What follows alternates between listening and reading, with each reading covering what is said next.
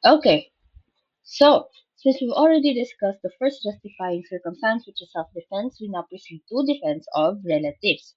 So, what does it say? Anyone who acts in defense of the person or rights of his spouse, sino ang spouse, imo asawa, imo bana.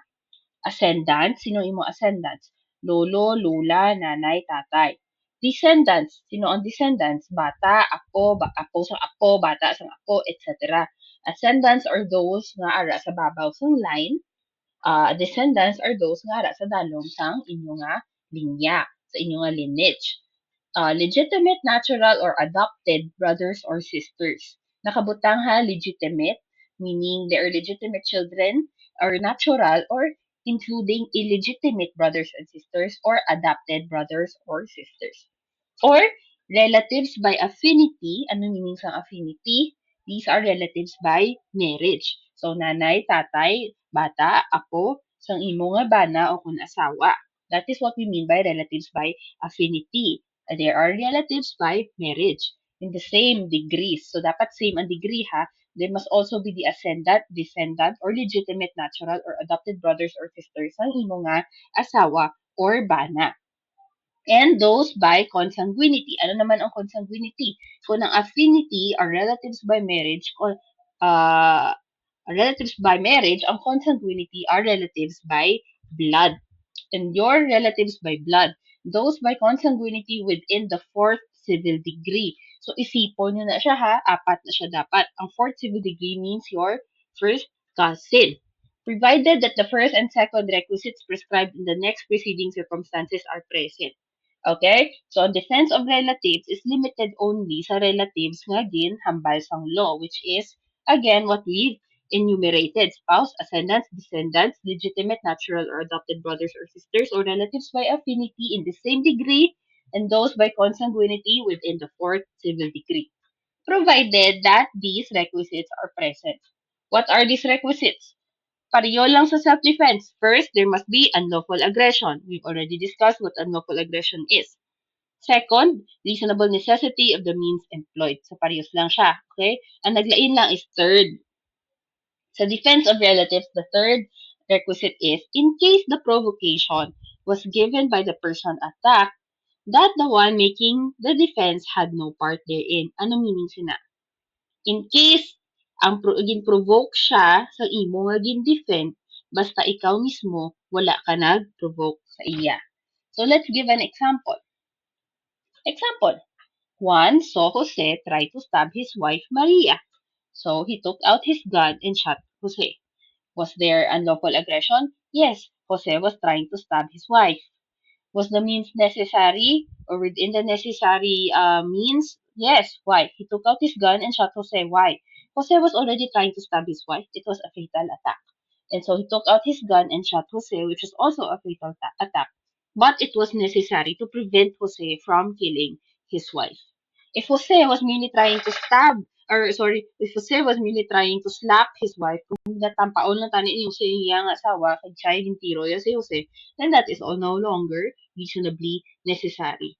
And in this case, even if si Maria gin-provoke ni si Jose, as long as Juan did not provoke Jose, then the element of the third requisite is satisfied.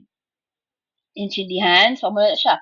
A person who protects or defends any relative from somebody who tries to attack that relative may use reasonable means to prevent the attack and could therefore claim that he acted in defense of relatives, which is justifying circumstance under the revised penal code.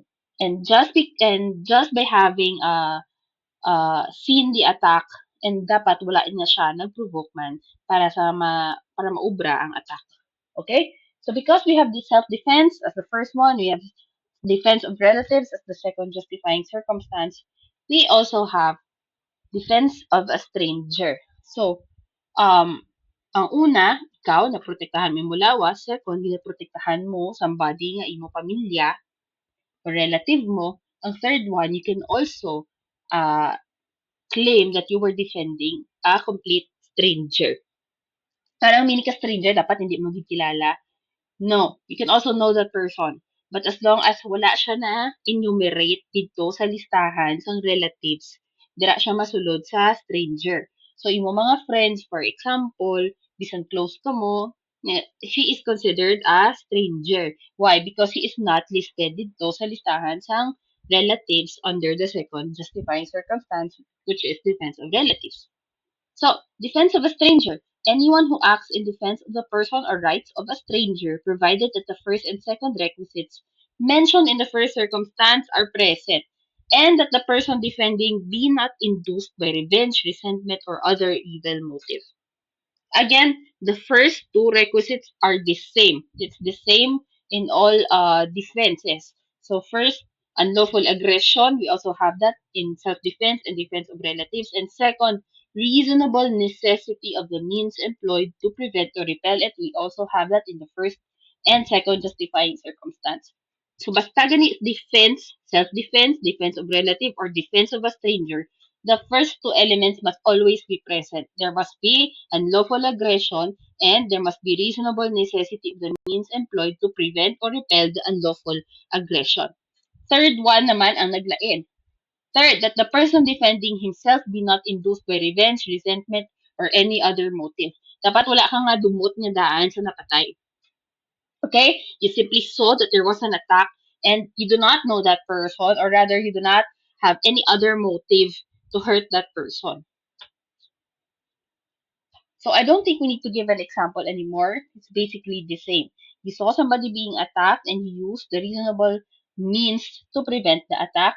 And if that person is not enlisted here under defense of relatives, he's not a spouse, ascendant, descendant, etc., etc., then he falls within the definition of a stranger. Okay, now we proceed to the fourth justifying circumstance, which is the state of necessity. Ano meaning ka state of necessity? So, we've already mentioned before that in justifying circumstances, there is no criminal or civil liability. Pero, this is the only exception. In the state of necessity, there is actually civil liability. But before that, let's read what it means. Any person who, in order to avoid an evil or injury, does not act, which causes damage to another. Ano, I think we need to correct this. It does not say does not act. Rather, it says any person who, in order to avoid an evil or injury, does an act which causes damage to another. So he does something that causes damage to another person in order to avoid an evil or injury. In Ilonggo, may ginubra siya. Ang ginubraya may nakos nga damage sa iban, ginubraya na para makaiwas sa greater or mas dako nga kalamidad, greater and evil or injury. So, what are the elements? First, that the evil thought to be avoided actually exists. There is actually an evil na ginatraya i-avoid. Second, that the injury feared be greater than that done to avoid it. Ang gina-avoid mo is greater sa nakos nimo nga injury. Third, that there be no other practical less and less harmful means of preventing it. Simply put, wala ka na choice. You had to do this damage to avoid a greater damage. That is what state of necessity means. Paano ta na siya illustrate? Okay, medyo malaba-laba na siyang situation. A was driving his vehicle at about 11 p.m. along EDSA. He was driving the vehicle within LTO rules and regulations. Wala siya maging nalabag na batas. He was driving it correctly. Then, suddenly, he saw a big truck in the middle of the said highway without any lights. So, wala suga ang nakita. Gulpi lang, may nagwa lang nga truck na wala suga. He was already near the said truck. Masyado na siya kalapit. There were no lights, no early warning device in the middle of the said street. Masyado gidya kadulom, gulpi lang, naglusot lang niya ang truck. If X would go on driving, he would be hitting the car, which would result to his death. If he would turn to the right, he would be hitting the island, and this may also cause his death, because his car would be damaged and he may have died. If he turned to the left, he would be hitting a person who was begging for alms. So, amo na ang tatlong choices.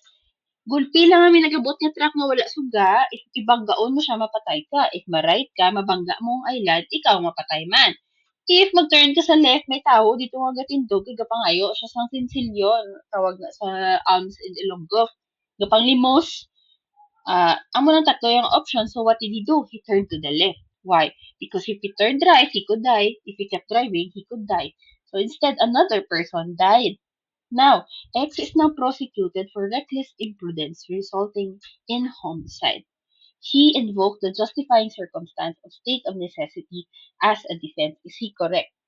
X should be acquitted of reckless imprudence resulting in homicide. Yes, he is correct.